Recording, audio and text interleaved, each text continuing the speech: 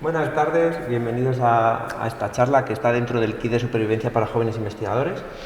Es la cuarta edición de este programa que organizamos desde la Unidad de Cultura Científica y de la Innovación, que es una unidad del Vicerrectorado de Investigación y Transferencia de la Universidad de Salamanca.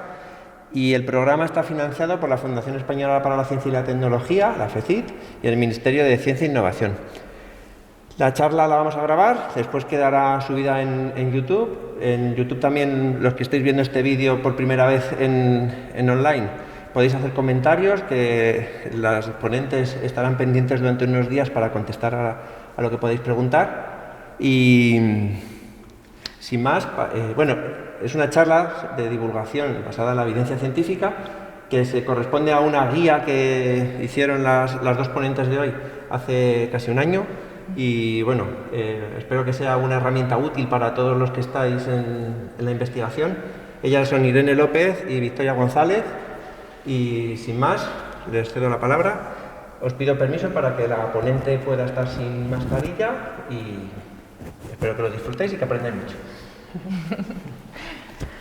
Bueno, pues muchas gracias a la Unidad de Cultura Científica por invitarnos a participar en estas jornadas y también a vosotros por estar aquí esta tarde con nosotras y a los que nos estéis viendo pues a través del vídeo. Para los que estáis aquí, pues si queréis, cuando vamos a intentar no enrollarnos mucho para que luego haya también espacio para que nos podáis hacer comentarios o preguntas o lo que queráis. Así que nada, muchas gracias. Bueno, pues vamos a meternos ya de lleno en lo que es la charla. Lo que queríamos comenzar con una parte un poquito más teórica antes de meternos en lo que son las evidencias de la guía, pero prometemos no enrollarnos mucho. Es simplemente una parte teórica que hemos considerado indispensable para entender luego mejor las evidencias de la guía. En primer lugar, lo que nos hacía falta antes de dar a conocer la guía era explicar o intentar dar una definición más o menos clara de qué es la divulgación de la ciencia, porque a veces hemos notado que no siempre se tiene del todo claro. Entonces, como os imaginaréis, hay varias definiciones disponibles de lo que es la divulgación de la ciencia y hemos decidido coger la definición que plantea la FECIT, la Fundación Española para la Ciencia y la Tecnología, que es bueno, puntera en este tema, ¿no?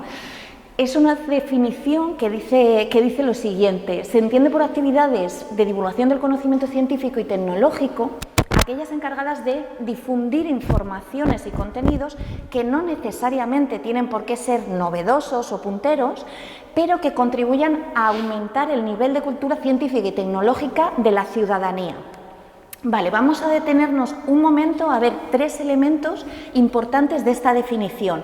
El primero, el que tengo subrayado, el tema de enfocado a la ciudadanía, que a veces nos perdemos un poco y confundimos la divulgación con cosas que no son, ¿vale? La comunicación social de la ciencia o la divulgación, lo que no va a ser nunca es una comunicación a un congreso que hago delante de mis colegas o un paper científico.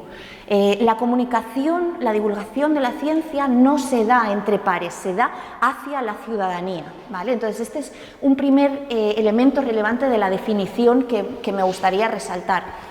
Segundo, el hecho de ¿qué compone esas actividades de divulgación? ¿Qué forma pueden tener? Ya nos avisaban en la definición de FECIT que no tienen por qué restringirse a un contenido científico novedoso o puntero. Es decir, no tenemos por qué estar comunicando siempre las últimas novedades o nuestros últimos resultados de investigación.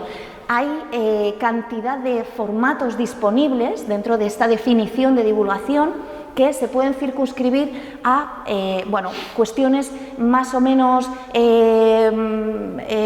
digamos, tradicionales, como exposiciones o ciclos de conferencia, que pueden ser virtuales, pueden ser presenciales, pero también talleres prácticos, todo lo que incluya montar laboratorios donde la ciudadanía pueda cacharrear o llevar a la ciudadanía a nuestros laboratorios o centros de trabajo. la ciencia y el arte, las representaciones artísticas, suelen ligar muy bien. Todo lo que sea exposiciones de fotografía, poesía científica, teatro científico. Aquí os he traído una imagen de una actuación que me encanta, que es divulgar la astrofísica mediante la copla, ¿no? Lo que han llamado la astrocopla. Es decir, ligando arte y ciencia nos pueden salir monólogos, nos pueden salir cantidad de formatos muy novedosos que van más allá de estos dos, que son los que casi siempre tenemos en nuestra cabeza. Creación de materiales educativos o otras actividades como pueden ser creación de concursos, gincanas científicas, entregas de premios de todo tipo. Es decir, bueno, todo esto se incluye bajo el paraguas de divulgación científica, ¿vale? No tengamos una definición demasiado estrecha. Y el último elemento, que igual os puede haber sonado un poco menos conocido, menos de andar por casa, es en qué consiste esto de aumentar o elevar la cultura científica de la ciudadanía. ¿Qué es esto de la cultura científica? Bueno, mirad, llevamos muchos años tratando de reflexionar qué es esto de la cultura científica, que nos pone FECID en su definición de la divulgación. Y a mí, aquí pasa igual, en la definición de cultura científica hay muchas disponibles y no es un tema donde haya un consenso 100% cerrado. Pero yo os he querido traer esta definición de Miller, de uno de los primeros estudiosos de la cultura científica, que liga muy bien la idea de cultura científica con la de democracia, porque Miller lo que hace es aterrizar este concepto un poco teórico de la cultura científica y lo que nos dice es que ser un ciudadano, una ciudadana científicamente cultos es ser una persona con un nivel de conocimiento suficiente como para leer, digamos, distintos argumentos en un periódico acerca de una controversia científica y poder generar opiniones propias para manifestar una opinión acerca de esa controversia científica o tecnológica, ¿vale? Más allá de estas definiciones más teóricas, lo que sabemos ahora empíricamente es que la cultura científica tiene al menos 3 dimensiones. Hay un cierto consenso en torno a esto.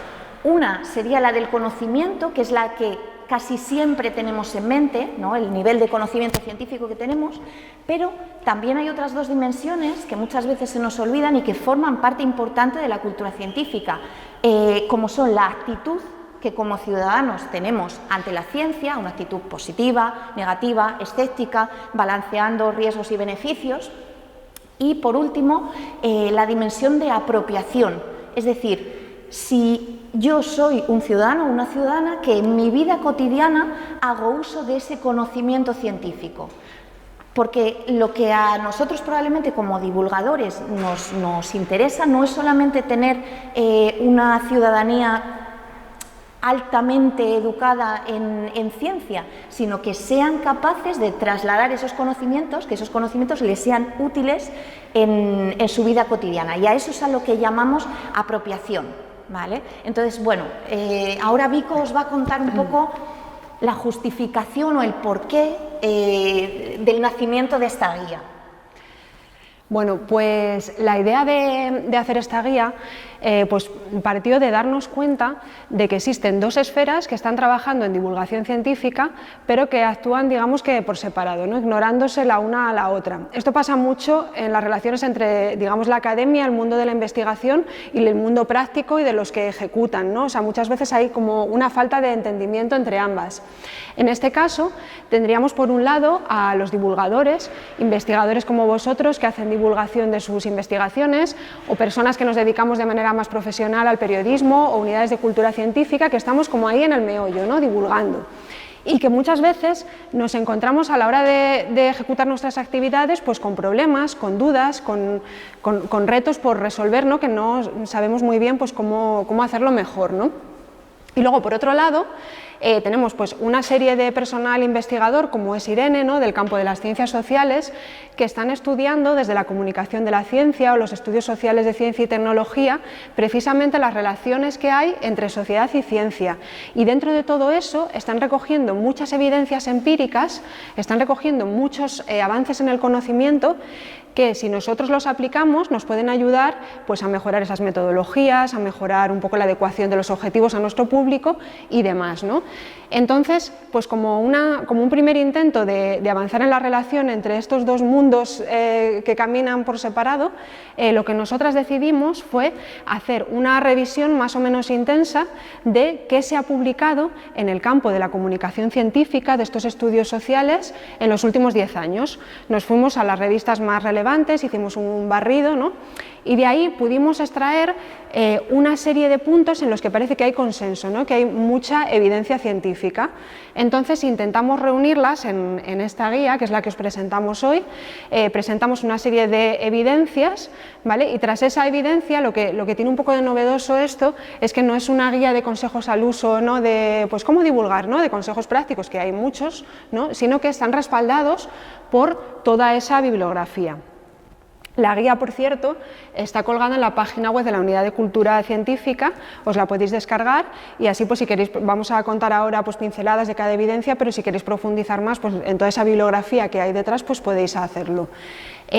También, como la ciencia está continuamente avanzando, nuestra idea es irla actualizando periódicamente con pues nuevos artículos que se vayan publicando y también pues gracias a la colaboración de personas a las que os invitamos a que participéis un poco de manera activa si os apetece, para que vayamos avanzando en esa construcción, ¿no? De hecho, la guía la publicamos el verano pasado y ya os vamos a mostrar aquí algunos artículos, algunas evidencias que no están en la primera versión porque tenemos que actualizarla, ¿no?, porque es una guía pues un poco dinámica. Y ahora pues ya vamos a empezar, sí, con una a una contaros las evidencias de esta guía. Pues fijaros, la primera evidencia tiene bastante que ver con esas dimensiones de la cultura científica que habíamos visto en las diapositivas anteriores. La primera evidencia tiene que ver con la necesidad de identificar claramente cuál es vuestro objetivo en la actividad de divulgación. ¿Por qué es importante esto? Pues porque muchas veces nos ponemos, digamos, una diana y erramos el tiro porque, digamos, el objetivo puede ser adecuado, pero los medios que utilizamos para intentar alcanzar ese objetivo no tienen por qué serlo, ¿no? Aquí os pongo como ejemplo una evidencia fundamental, digamos, con bastante peso ya dentro de nuestro área, como es la de que el hecho de que un mayor conocimiento, digamos, de educación científica, no tiene que ver con una mejor actitud hacia la ciencia por parte de la ciudadanía, ni con una mayor predisposición a la participación. Por lo tanto, la recomendación es, vamos a intentar ampliar ese marco de objetivos posibles, que pueden ser tan variopintos, tan variados como algunos de los ejemplos que os traemos aquí, y que no solamente tienen que ver con ese objetivo que nos mueve bastante a todos, que es el de elevar el conocimiento que la ciudadanía tiene acerca del área del que estamos hablando, ¿no? Como otros objetivos posibles pueden ser el de mejorar la actitud de la ciudadanía hacia la ciencia, fomentar su participación, aumentar la capacidad crítica de la ciudadanía o promover vocaciones científicas. Bueno, entre la bibliografía que os recomendamos en la guía hay especialmente un artículo que tiene a modo de que os puede servir para daros ideas acerca de la cantidad de objetivos distintos que os podéis marcar en una actividad de divulgación y que van mucho más allá de simplemente elevar el conocimiento científico entre la ciudadanía. Fijaros que deteniéndome solamente en el punto, solamente en la dimensión de conocimiento, merece aquí hacer una advertencia, porque cuando hablamos de conocimiento científico muchas veces nos olvidamos de que existe más de un tipo de conocimiento científico reconocido en la literatura, y a lo mejor lo que a nosotros nos interesa puede ser enfocarlo ese conocimiento que voy a llamar de libro de texto, digamos, más tradicional, simplemente elevar el nivel de educación científica entre la gente que está acudiendo a nuestra charla o a nuestra actividad, pero también nos puede interesar aumentar otro tipo de conocimiento que normalmente, y lo veo en mis compañeros, no le damos demasiada importancia, como es el conocimiento del método científico. Los académicos, los investigadores, nos regimos por unas reglas bastante peculiares y normalmente la ciudadanía no tiene por qué conocerlas. Y el funcionamiento de las instituciones, el conocimiento institucional. De nuevo, muchas veces para nosotros es evidente el funcionamiento institucional, de qué manera publicamos, en qué consiste esto de la revisión por pares, cómo es el procedimiento para aprobar un nuevo medicamento, pero normalmente la ciudadanía desconoce ambas subdimensiones del conocimiento, que están bastante descuidadas en las actividades de divulgación, tanto las relacionadas con el método científico como las relacionadas con el funcionamiento institucional. Y si, por ejemplo, uno de nuestros objetivos es aumentar la confianza de los ciudadanos en el sistema científico, a lo mejor tendríamos que explicar cuál es el procedimiento por el que las fases por las que se va pasando para probar un nuevo medicamento o una nueva vacuna, en lugar de los compuestos que lleva esa vacuna. ¿Me entendéis la distinción que estoy haciendo, verdad? Entonces, bueno, apuntar al aumento de conocimiento también está bien, pero sin descuidar esos otros dos tipos de conocimiento que van más allá del conocimiento, digamos, del libro de texto, ¿no? Y por último, el de las implicaciones. Sí, que se me ha quedado por indicar. Esto está muy relacionado, si os dais cuenta, con esa definición de Miller de qué es cultura científica. Para Miller era muy importante que no solo conociéramos, tuviéramos conocimientos memorísticos acerca de la ciencia, que es un protón, que es un neutrón, en qué consiste la ley de la gravedad o la termodinámica, sino qué implicaciones sociales tenían los avances en ciencia y tecnología.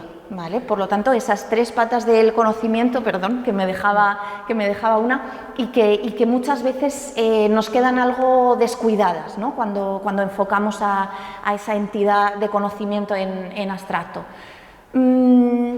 Otra idea que en divulgación se suele perder un poco a veces el enfoque es el tema de la concepción que tú tienes del público. El público no es una entidad abstracta y homogénea, sino que como divulgadores nos podemos encontrar con públicos muy diferentes en cuanto a género, en cuanto a nivel educativo, en cuanto a procedencia geográfica, nivel de control del idioma, y tenemos que adaptar en la medida de lo posible nuestro mensaje en la actividad de divulgación a esas características socioculturales que tiene nuestro público. Por lo tanto, cuanto más atención a la diversidad de públicos podamos prestar, más efectividad tendrá nuestro mensaje. Y uno de los temas, claro, transversales en cualquier guía de este tipo es el tema de la brecha de género ampliamente documentada en la relación entre ciencia y sociedad, ¿no?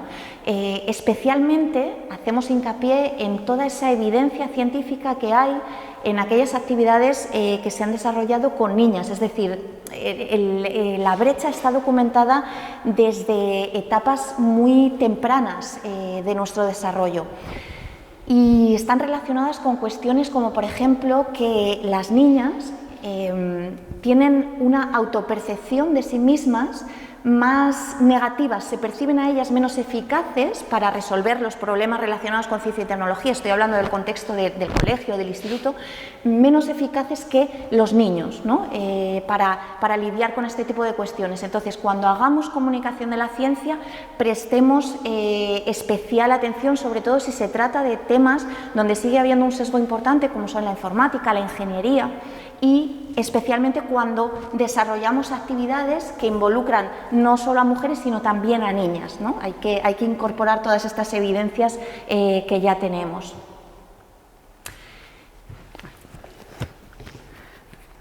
El bailecillo de la mascarilla.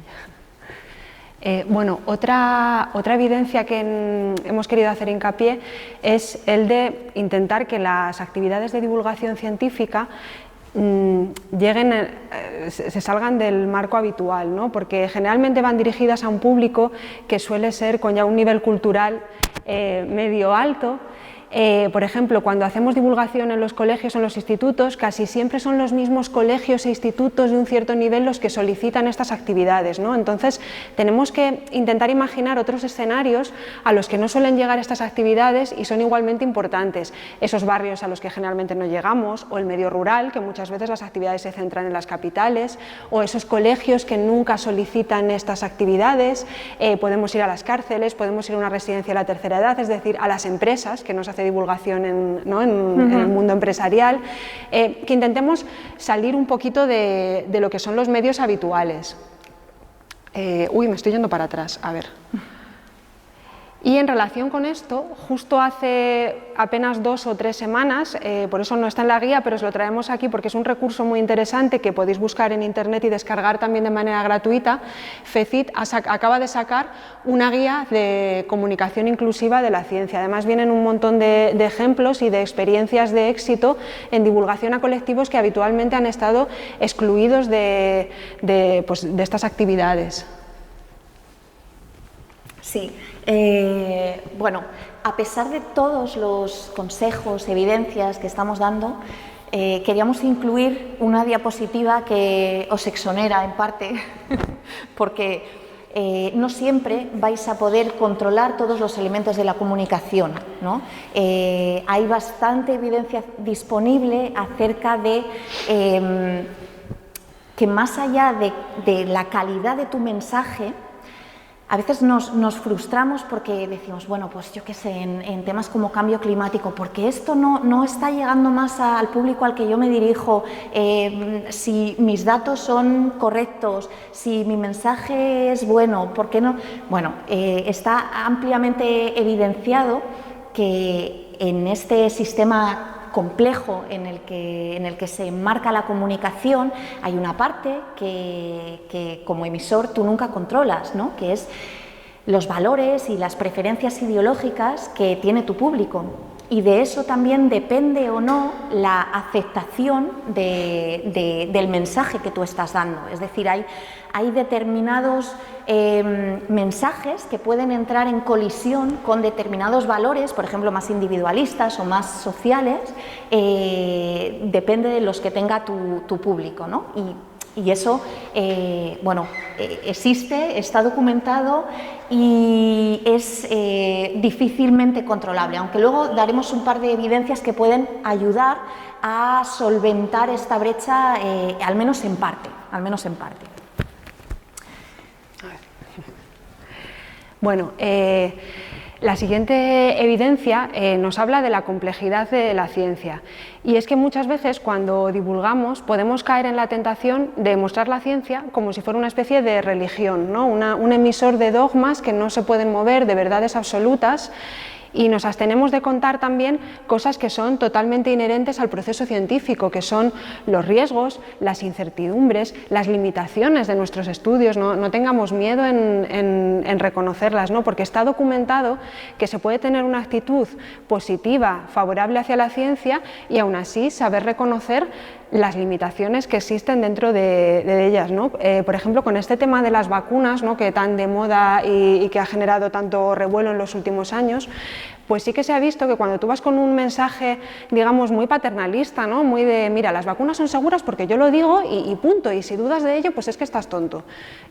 A ver, al final los miedos son legítimos, ¿no? Sobre todo en un contexto de ansiedad generalizada como la que hemos vivido en la pandemia, y está visto que si se da un mensaje pues más realista, ¿no? Que es de, oye, mira, las vacunas son seguras, pero bueno, hay riesgos, hay posibles efectos, se está evaluando, pues genera menos rechazo, porque si no la gente piensa, bueno, aquí hay gato encerrado, ¿no? Si esto me lo están vendiendo tan bonito. Entonces no tengáis miedo de transmitir esa complejidad. También relacionado con esto tenemos el tema de la comunicación de la incertidumbre, y este es un tema peliagudo que creo que es necesario formarse y pensar sobre cómo comunicarlo, y traigo el ejemplo de la comunicación en el cambio climático. Este recurso que os traigo aquí también está traducido al español y lo podéis encontrar en internet gratuito. Se llama el Manual de la Incertidumbre, de la Universidad de Bristol. Está relacionado con la comunicación del cambio climático porque, bueno, pues como sabéis, durante muchos años el lobby negacionista se ha aprovechado precisamente de esas incertidumbres, de esas cosas que no sabemos del cambio climático para, digamos, desmontar todo el resto de evidencias, ¿no? O sea, es decir, hay un consenso muy grande y muy sólido de que estamos viviendo un cambio climático a consecuencia de las actividades humanas, pero obviamente hay muchas cosas que no sabemos, ¿no? Que no podemos predecir 100% lo que va a pasar. La incertidumbre es algo inherente a nuestras vidas. O sea, miramos el pronóstico del tiempo a ver si va a llover el fin de semana y sabemos que el pronóstico se puede equivocar. Nos van a operar mañana y nos dicen que hay un margen de probabilidad de que la operación no sirva para nada y lo entendemos, ¿no? Entonces, pues es necesario comunicar esa incertidumbre, pero bueno, pues hay que hacerlo bien porque si no, pues siempre se pueden aprovechar de ello para ciertas cosas, ¿no? Aquí volvemos otra vez a la cultura científica y a las muchas definiciones, y entonces traigo otra que tiene un poco de relación con esto que hemos comentado de la complejidad y de las limitaciones, ¿no?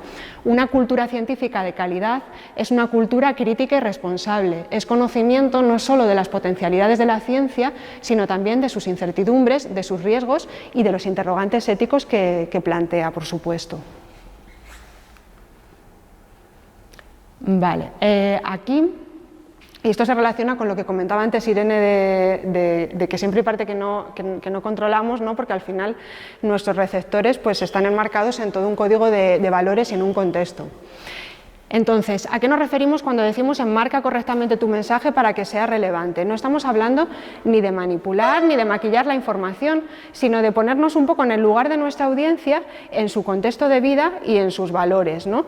Un ejemplo sencillo. Yo estoy investigando sobre un neuropéptido que afecta a la memoria o que tiene que ver con los procesos de la memoria en el cerebro.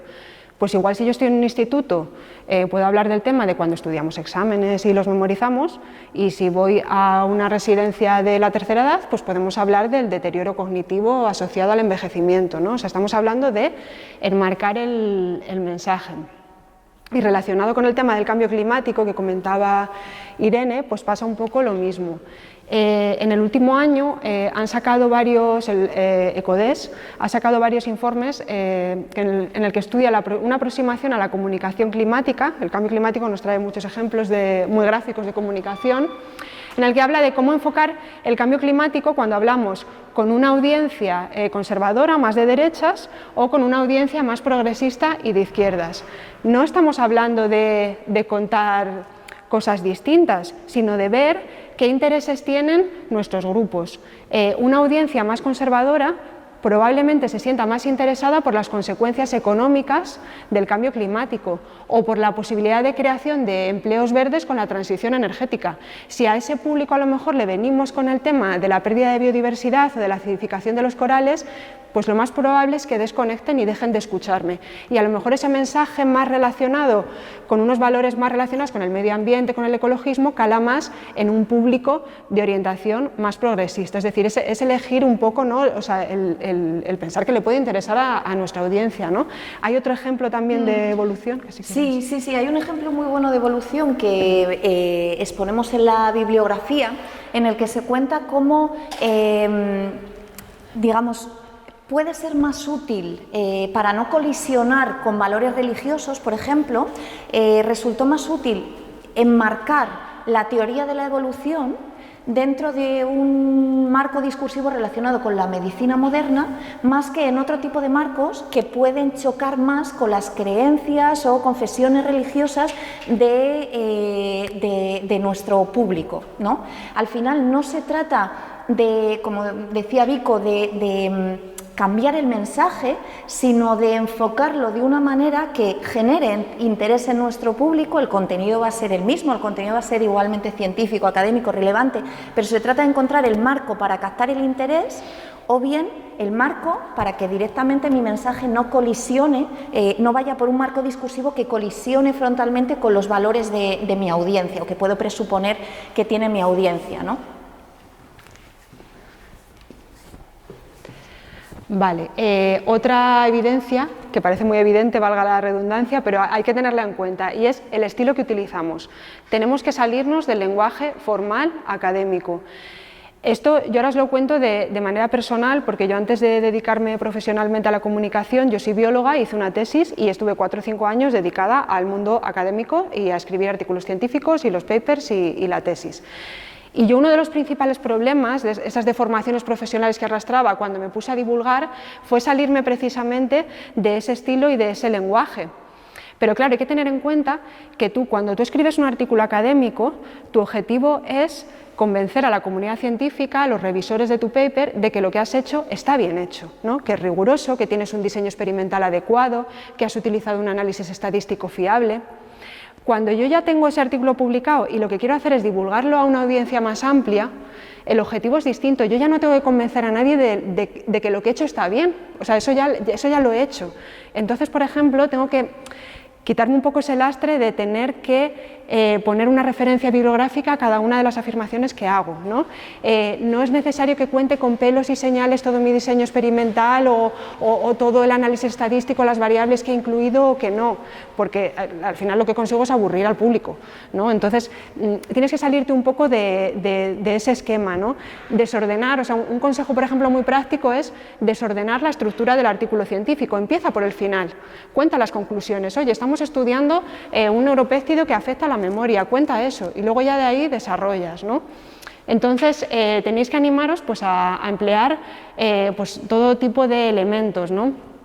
Aquí hablamos, por ejemplo, del humor. Supongo que todos conocéis este formato de monólogos científicos.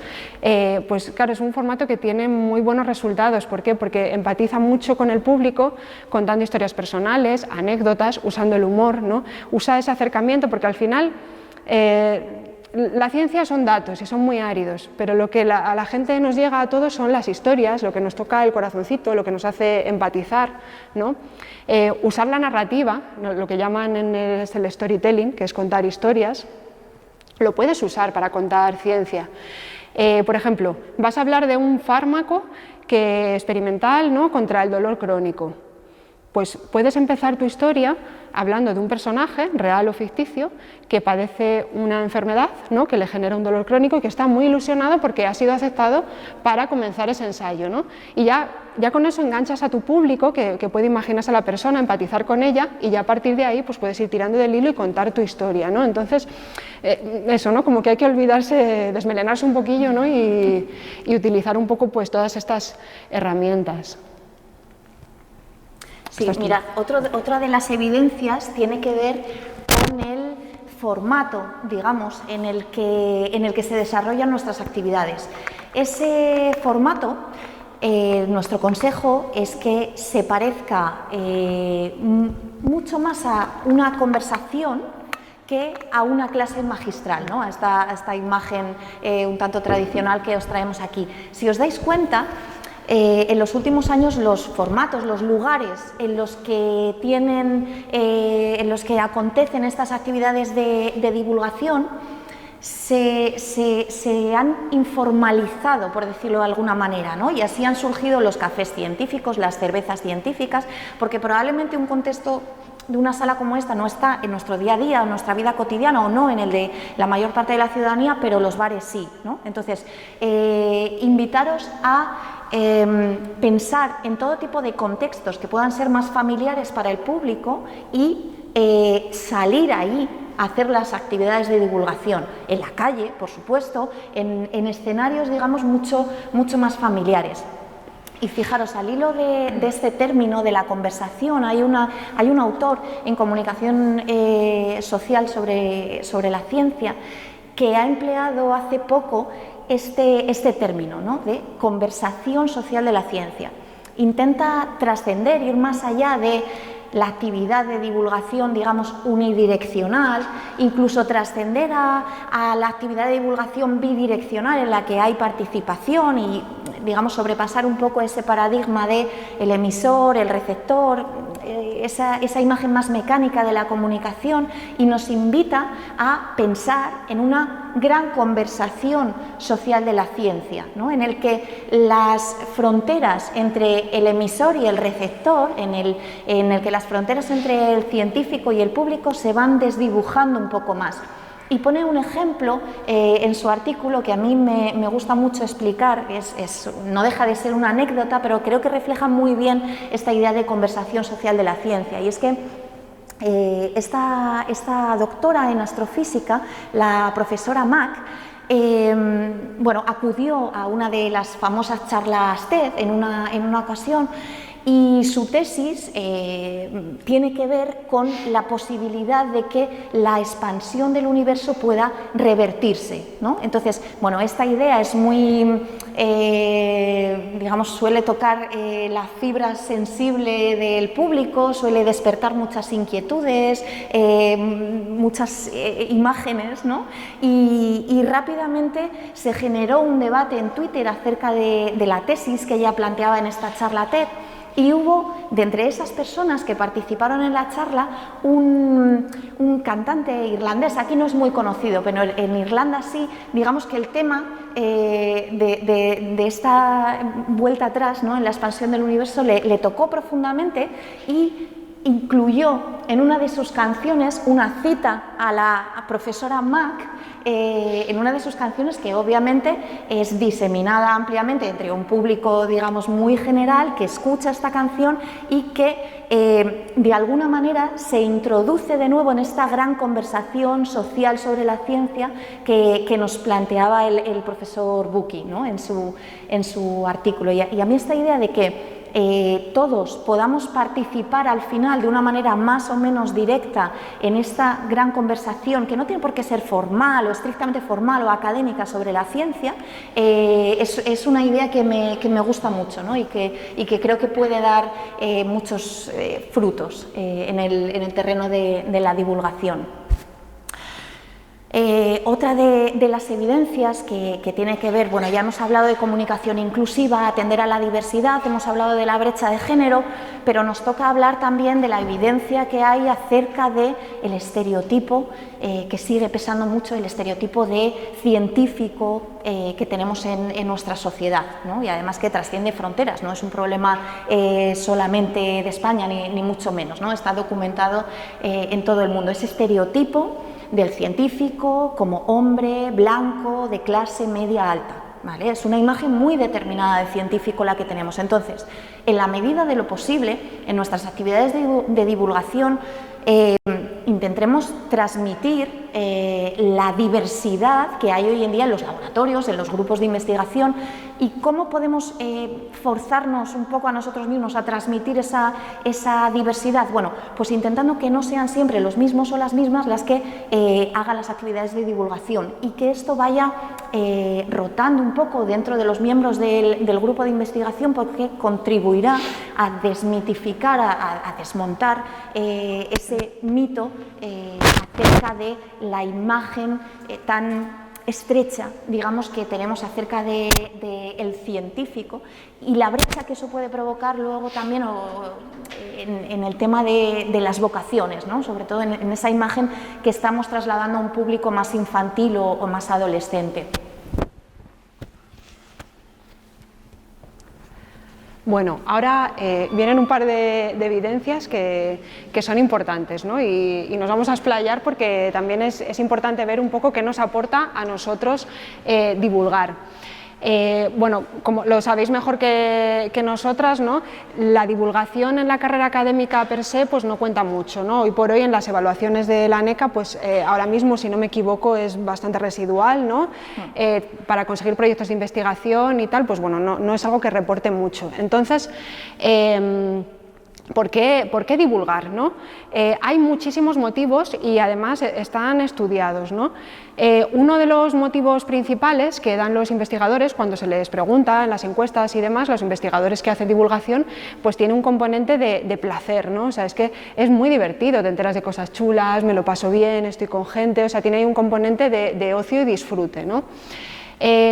También hay otra parte que tiene que ver con el sentido del deber, ¿no? O sea, muchos científicos creen que va implícito en su sueldo el comunicar la ciencia y llegar a una audiencia más amplia, ¿no? Y alejar un poco, o sea, esa especie de Olimpo, ¿no?, en lo que estáis los científicos haciendo cosas ahí que nadie sabe muy bien qué, ¿no?, y acercarlo a la sociedad, ¿no? O sea, hay un deber ahí ético, y con una dimensión que también hemos visto estos años de pandemia, y es de responsabilidad social, de ayudar a luchar contra la desinformación y contra bulos que muchas veces atentan contra la salud pública, como hemos visto pues sobre todo en los comienzos, ¿no?, del confinamiento, ¿no?, todos estos bulos de si, ¿no?, los tés y beber lejía y todo eso, en fin, pues hay un componente ahí de responsabilidad, ¿no? Pero luego, más allá de esos beneficios como más intangibles, ¿no?, también tenemos beneficios que se han medido y que se han cuantificado, ¿no?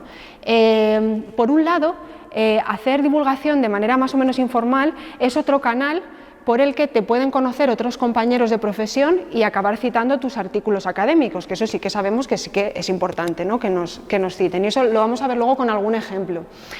Y luego también porque si la gente y la ciudadanía reconoce la importancia que es que un país invierta en ciencia, pues lo va a solicitar, ¿no?, votando o mediante otro tipo de iniciativas, ¿no? O sea, es necesario que nos valoren, bueno, que os valoren en este caso.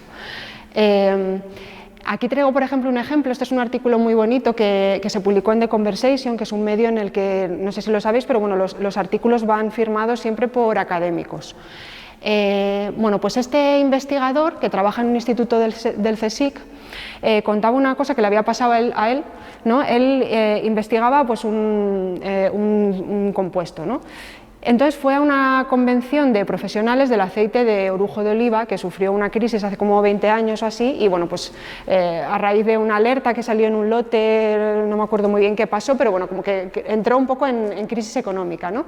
Entonces él empatizó con los problemas del sector y luego les habló de esta molécula que está presente en el aceite de orujo de oliva y les contó que estaba estudiando potenciales efectos beneficiosos para la salud, y contaba como cuando salió del Congreso ya tenía alguna oferta de financiación privada para sus investigaciones, ¿no? Entonces fue una manera que muestra cómo el intentar salir a una audiencia más amplia también le reportó un beneficio tangible. Luego, además, los científicos tenéis la ventaja, si divulgáis, que sois más creíbles. Yo puedo ser la mejor periodista del mundo, hacer unos monólogos con mogollón de humor, tener muchísimo rigor, ser muy buena, pero si es el científico el que comunica directamente sus investigaciones, hay mucha evidencia, estas han salido este último año, pero hay muchísima evidencia de que la gente pues, se fía más de esa figura del científico, tiene mucho reconocimiento y mucha credibilidad, ¿no? Esta evidencia, que va un poco relacionada con el tema de las redes sociales, aquí, a ver, me voy a pasar a esta diapo y luego vuelvo para atrás. Porque esto es un ejemplo de cómo divulgar por canales informales también puede hacer que os conozcan dentro de vuestro mundillo, ¿no? Aquí os traigo ejemplos de científicas que son muy activas en Twitter y demás, y también ejemplos de algunas evidencias que muestran que los investigadores que son muy activos y que divulgan sus investigaciones en redes sociales, después obtienen también más citas en esos artículos. Esto tiene sentido. Si lo pensáis, porque a ver, una parte de la labor investigadora es sentarse a revisar la bibliografía, ¿no? Ver un poco, estar un poco actualizado de lo que hacen los especialistas en tu campo, ¿no?, de qué se está publicando y demás. Pero luego es verdad que en la vorágine diaria de investigaciones, de preparar clases y de tal, pues no siempre hay todo el tiempo que a uno le gustaría. Pero tiempo para coger el móvil, procrastinar un ratito y ver las redes sociales, eso todos lo tenemos, aunque estemos muy ocupados, ¿no? Entonces, muchas veces, Twitter, por ejemplo, que es una red muy elegida por los científicos, pues es una manera, un canal informal por el que te puedes enterar de lo que están haciendo otros compañeros, ¿no? Y bueno, en todo caso, claro, el que te conozcan tus compañeros, eso, como ya ha comentado muy bien Irene antes, eso no es divulgación, ¿no? Tu objetivo es llegar a una audiencia más amplia, ¿no? Salirte de esa esfera. Bueno, pues lo que dice la evidencia es que si quieres hacer eso a través de las redes sociales tienes que ir a lo grande, porque más o menos a partir de los 1000 seguidores es cuando consigues salir de ese grupo de colegas de profesión y llegar a otra audiencia, ¿no? Organizaciones educativas, medios de comunicación, público general y un número reducido de decisores políticos. Bueno, y esta evidencia Todavía hay pocos estudios porque al menos en nuestro país pues las unidades de cultura científica todavía no cuentan con un largo recorrido, ¿no? Pero sí que se está viendo que divulgar por la vía institucional tus investigaciones también te ofrece ese beneficio de que se te conozca más y de obtener luego más citas en tus artículos, con lo cual pues es muy recomendable que si publicáis alguna cosa interesante y demás, pues que vayáis al gabinete de comunicación o a la unidad de cultura científica de vuestra institución, ¿vale? Para comunicarla y difundirla, llegar a un número de personas más amplio y que también os va a reportar ese beneficio. Bueno, hasta aquí lo que son las evidencias puras y duras de la guía, ¿no? Que como ya hemos dicho, pues si queréis profundizar en ellas, pues lo podéis descargar y lo mismo, y nosotras agradecidas, si encontráis nuevas evidencias que ayuden, pues agradecidas también de poder seguir enriqueciéndola. Pero bueno, ya para terminar, os quería mostrar como una guía rápida de recursos, porque bueno, pensamos que si estáis aquí es porque os interesa la divulgación, quizá ya hayáis hecho muchas cosas, pero a lo mejor os estáis iniciando, entonces bueno, os traemos unos cuantos recursos que podéis encontrar en internet y que os pueden ayudar, ¿no? en este camino. Esto es un manual que ha publicado la Universidad de La Rioja, es así como interactivo, manual online de comunicación para investigadores. Está muy bien porque vienen como muchos consejos muy prácticos y como una guía de recursos pensada un poco pues lo que hablábamos antes, en las principales dificultades que tiene alguien que viene del mundo académico a la hora de empezar a divulgar, ¿no? Podéis hacer búsquedas por formatos, por tipo de público y demás. Lo dejo porque veo que hay gente apuntando, lo dejo si queréis para que podáis escribir la referencia, pero bueno, Universidad de La Rioja, ¿vale? Está ahí. Este es un vídeo que es chulo también que va un poco en la línea de todo lo que hemos estado comentando en la charla. Manuel Calvo Hernando pues fue uno de los pioneros del periodismo científico en España y cuando murió hace 10 años, en 2012, desde la Asociación Española de Comunicación Científica, pues varios periodistas leyeron un decálogo que él había escrito en su momento, ¿no? Entonces, bueno, pues también es un recurso pues, que os puede inspirar. Sí, yo había metido aquí también esta guía que es un poco más específica, no está, digamos, orientada a cómo comunicar con público en general, sino específicamente cómo lidiar en esa comunicación entre investigadores y medios de comunicación, ¿no? Que es también un tipo de divulgación o comunicación un tanto especial que a veces tenemos que hacer y no es una guía, no está muy actualizada o no tanto como las otras porque salió hace unos años en la Complutense, pero me parece que tiene cierto interés porque aborda precisamente este tipo de comunicación, ¿no? Que a veces el periodista nos llama, quiere saber, a veces nos da la sensación de que no le hemos explicado del todo bien en qué consistía nuestra investigación. Bueno, es un tipo de comunicación un tanto especial y se aborda en esta guía de la Complutense. Y luego aquí os traigo, esto ya en inglés, en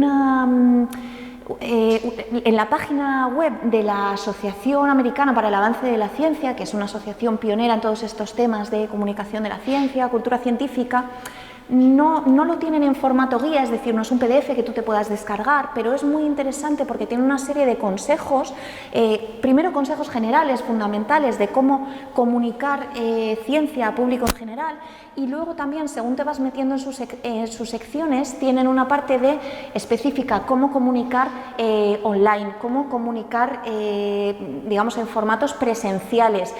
También abordan el tema de cómo comunicar con periodistas exactamente, o a través de redes sociales o multimedia, incluso ese tema de cómo comunicar nuestros resultados, nuestras investigaciones a decisores políticos, que es un aspecto que no abordan el resto de las guías y me parece también interesante, porque hemos hablado, digamos, del enganche entre ciencia y sociedad en general, pero, digamos, uno de los espacios que también está clásicamente desatendido en España es esa comunicación entre ciencia y política, ¿no? El asesoramiento científico. Y bueno, esto creo que lo explicas tú mejor. Bueno, esta es una iniciativa que surgió más o menos a la vez que publicábamos la guía y dijimos, oye, qué bien que de repente más gente se está justo interesando por esto que a nosotras nos preocupaba.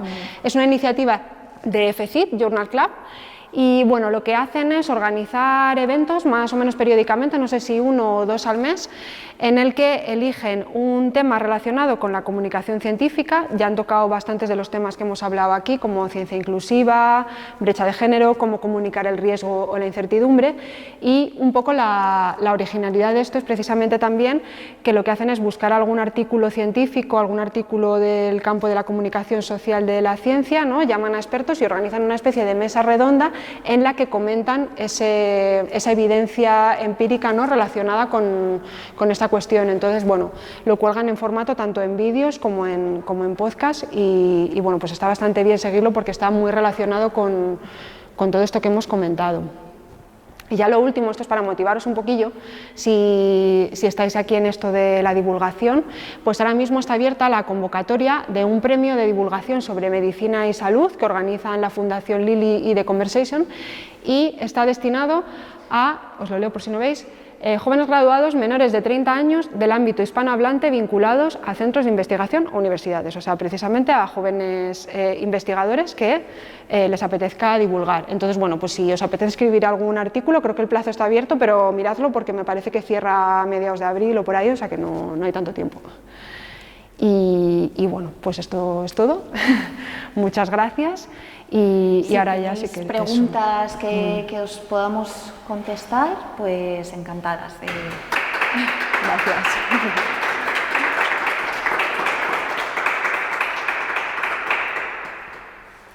Y yo quería señalar 2 cosas. Una, que al hilo de lo que estáis hablando, en la unidad de cultura científica de la Universidad de Salamanca tenemos un vídeo que es de reflexiones sobre la divulgación, en la que entrevistamos a 7 divulgadores de primera línea a nivel nacional, y la tenéis en el canal de YouTube. Si os interesa esas reflexiones así desde las personas que hacen divulgación, sus motivaciones y objetivos, ahí lo tenéis. Y 2, si hacéis investigaciones de USAL y queréis darlo a conocer, podéis utilizar el hashtag de USAL Investiga y nosotros estamos al tanto y rebotamos todos esos correos, todos esos posts que encontramos en las redes sociales.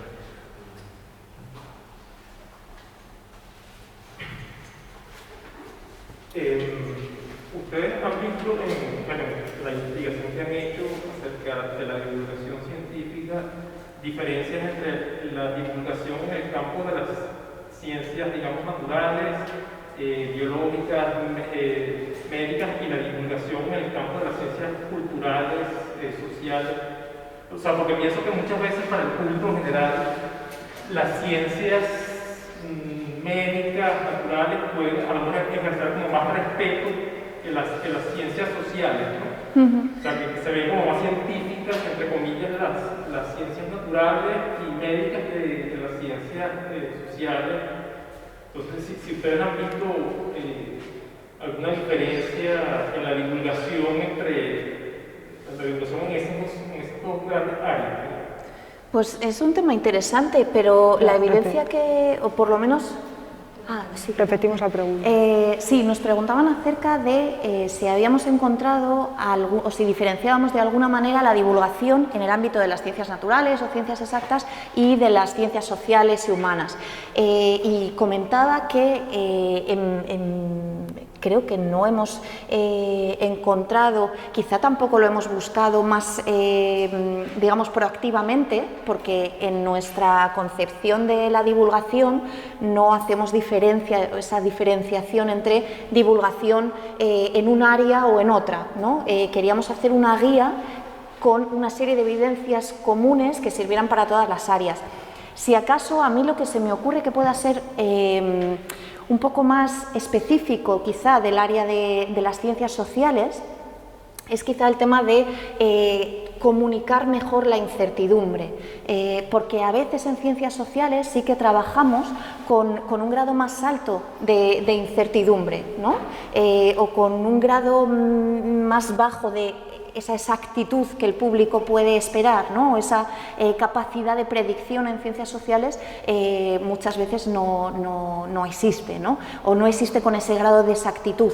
Entonces, quizá el único consejo específico para las ciencias sociales y humanas sería transmitir adecuadamente, la evidencia que os ha contado Vico, que es transmitir adecuadamente el grado de incertidumbre que existe, digamos, en cualquier otro área y quizá más remarcable en el área de las ciencias sociales.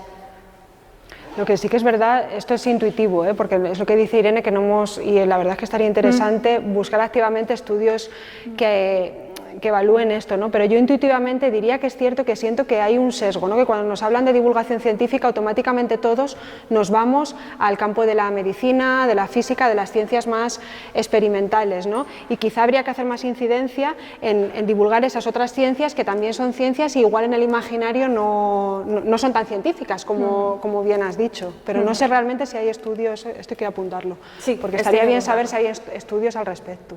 Claro, nosotros cuando hablamos por ejemplo, de conocimiento del método científico, hablamos de cualquier disciplina, también dentro de las ciencias sociales, que se guía por ese método científico, ¿no? Entonces, en ese sentido no hemos hecho una distinción, pero puede ser un tema interesante para ir ampliando la guía. Desde la experiencia de la unidad de cultura científica también os recomendamos a los de ciencias no exactas que echéis un paso adelante, porque sois los primeros en echaros para atrás a la hora de cambiar la ciencia, porque decir, no, es que mi ciencia no está exacta. Bueno, da igual, tú tienes un método, lo tienes que explicar a lo mejor el marco teórico, la incertidumbre de una forma más detallada, pero lánzate, hazlo. Sí, no, es importante, bueno, lo que decía ella de comunicar lo de la incertidumbre, pero al mismo tiempo también saber comunicar cuál es el conocimiento sólido en ciencias sociales y humanas, porque es que la divulgación científica en gran medida es, o sea, divulgar científicamente para generar cultura científica en el auditorio, en el espectador, es en cierto modo una labor de conversión, tratando de convertir a alguien a algo. Y eso lo hace problemático. O sea, para el propio espectador es saber que, bueno, en cierto modo está siendo colonizado, ¿no? O sea, que está siendo incorporado a una cultura que no es la propia. Y eso tiene que ver con lo que ustedes mismos decían de que hay que adaptar el mensaje a una determinada audiencia y esa audiencia puede tener un determinado sesgo que le imposibilite recibir el conocimiento. Entonces, me parece que en el campo de las ciencias sociales y humanas habría que trabajar muy bien este tema de lo problemático que es divulgar para convencer, ¿no? O sea, para saber que lo que se va a decir realmente va a ser mucho más poderoso que lo que alguien que tiene muchos seguidores en Twitter diga y la gente lo cree simplemente porque tiene muchos seguidores. O sea, lo que quiero decir es que hay un aspecto de poder, hay un aspecto de prestigio en la comunicación que muchas veces puede hacer que alguien con muchos seguidores en Twitter sea más creíble que un científico muy sólido, pero que no sabe cómo transmitir la solidez de su conocimiento. O sea, que hay un tema de poder, de prestigio, que me parece que es clave en el tema de la comunicación científica y que vemos en las redes sociales que mucha gente puede tener un gran poder de arrastre simplemente porque tiene muchos seguidores. Sí, pero tiene una imagen muy buena, pero resulta que es una persona que no es científico. Y eso es que eso lo vemos a diario, sobre todo con estas nuevas redes sociales, Twitter sobre todo, vemos que hay personas que tienen mucho poder de convencimiento y sin embargo no tienen solidez científica. Sí, lo que pasa que ahí también habría que recordar la evidencia, ¿no? A veces no hacemos uso, digamos, de toda la potencialidad que tenemos desde el mundo académico porque, como Vico nos recordaba, el público prefiere o se fía más del mensaje cuando es transmitido por personal científico y eso a veces se nos olvida, o sea, se nos olvida la capacidad de generar credibilidad que tenemos.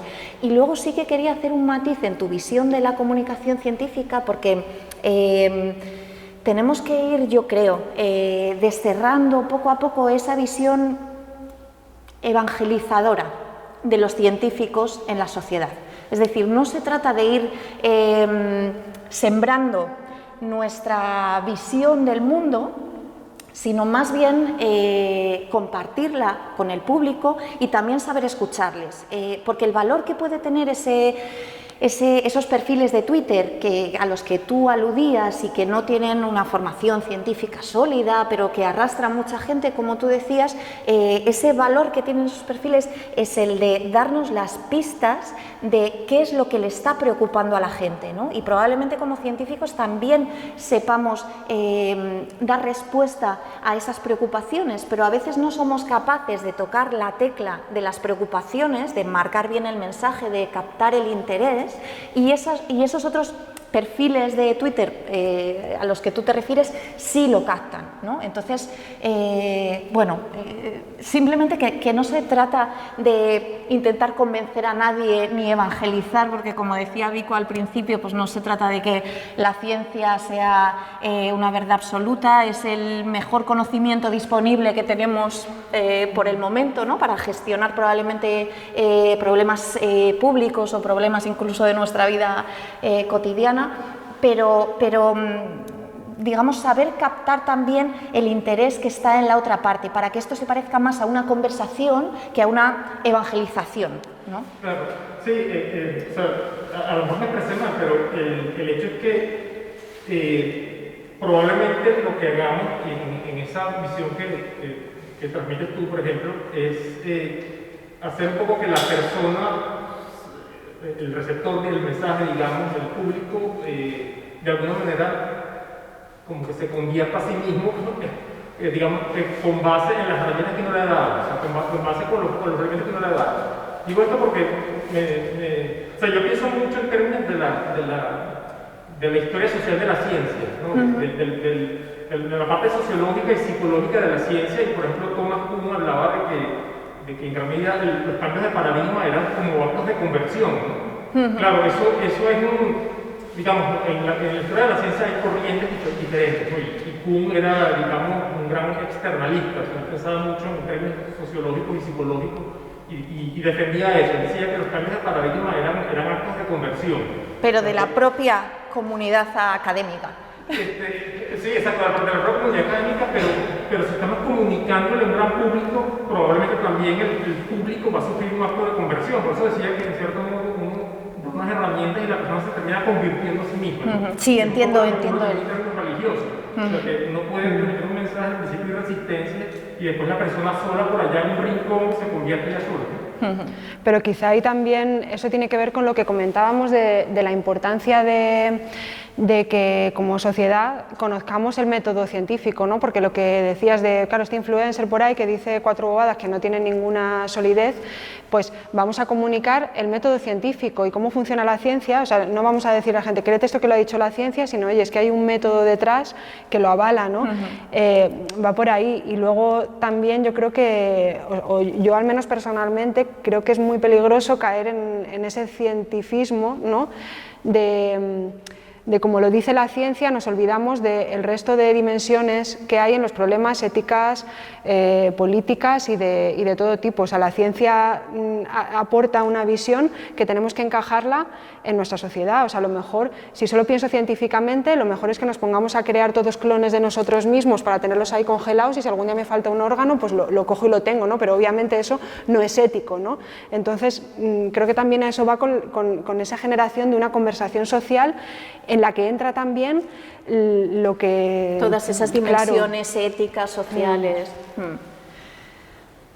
Bueno, no sé finalmente si te hemos dado respuesta a tu pregunta, pero igual podemos dar paso a otras preguntas si las hay, por no acaparar.